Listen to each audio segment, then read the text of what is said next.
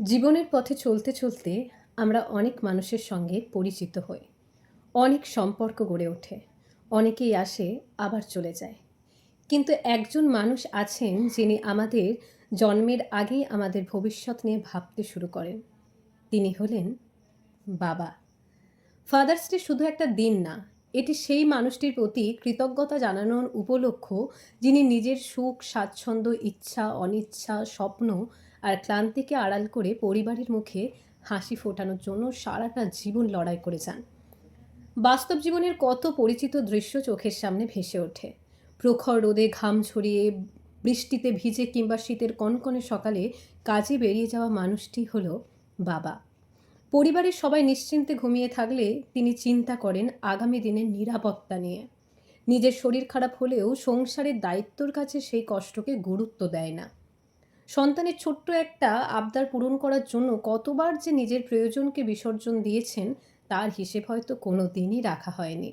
হয়তো নিজের জন্য নতুন কোনো পোশাক কেনেননি, কিন্তু সন্তানের পছন্দের জামাটি কিনে দিতে একটুও দেরি করেননি। হয়তো নিজের স্বপ্নগুলোকে গুছিয়ে রেখে দিয়েছেন আলমারির কোনো অন্ধকার কোণে, যাতে সন্তানের স্বপ্নগুলো ডানা মেলে উঠতে পারে। শৈশবে প্রথম যখন হাঁটতে শিখেছি, পড়ে গেলে যে হাতটি আমাদের ধরে দাঁড় করিয়েছে সেটি ছিল বাবার হাত। প্রথম স্কুলে যাওয়ার দিন, প্রথম সাইকেল চালানো, প্রথম জীবনের বড় ব্যর্থতা কিংবা প্রথম সাফল্য, প্রতিটি মুহূর্তের আড়ালে একজন মানুষ নীরবে পাহারা দিয়ে গেছেন।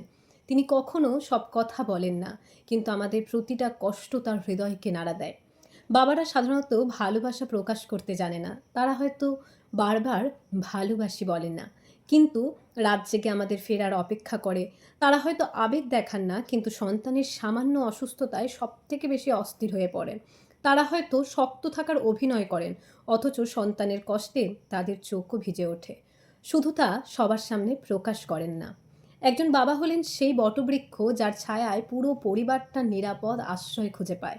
তিনি সেই মানুষ যিনি নিজের জীবনকে সংগ্রামের মাঠ বানিয়ে সন্তানের জন্য সম্ভাবনার আকাশ তৈরি করেন। তার ত্যাগের কোনো পরিমাপ নেই, তার ভালোবাসার কোনো তুলনা নেই।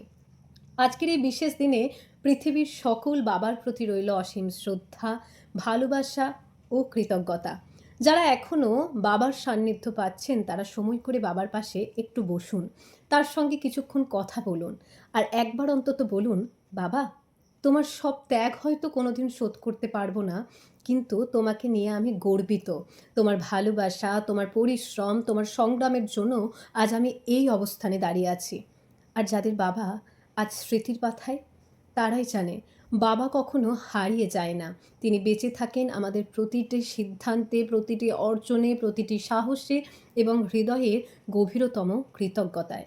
বাবা মানে নিরাপত্তা, বাবা মানে ভরসা, বাবা মানে হাজারো না বলা ভালোবাসা, বাবা মানে জীবনের সবথেকে বড় আশীর্বাদ। হ্যাপি ফাদার্স ডে বাবা। তুমি খুব খুব ভালো থাকো, সুস্থ থাকো, এটাই ভগবানের কাছে প্রার্থনা করি।